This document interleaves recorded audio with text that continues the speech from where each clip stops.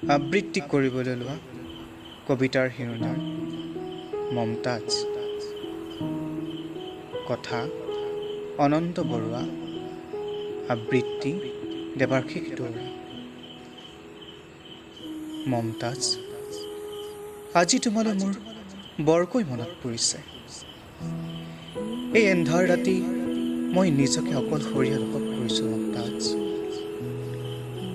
প্ৰকৃতিৰ প্ৰতিটো সৃষ্টিত মই তোমাকেই অনুভৱ কৰিছোঁ। মমতাজ,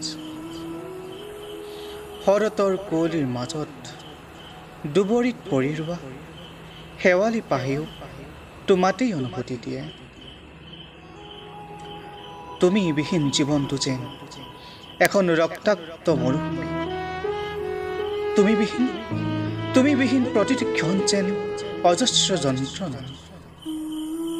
মমতাজ, তোমাৰ দুচকুৰ ৰঙীন আভাৰ মই সন্ধান কৰিছোঁ, কিন্তু নাই সেই দুচকুৰ মায়াসনা আভা।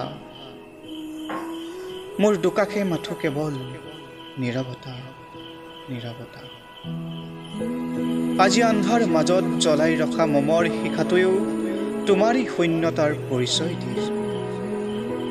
মোৰ উশাহৰ প্ৰতিটো স্পন্দনত কেৱল তুমি, মাথো তুমি, কেৱল তুমি। মমতাজ, মমতাজ।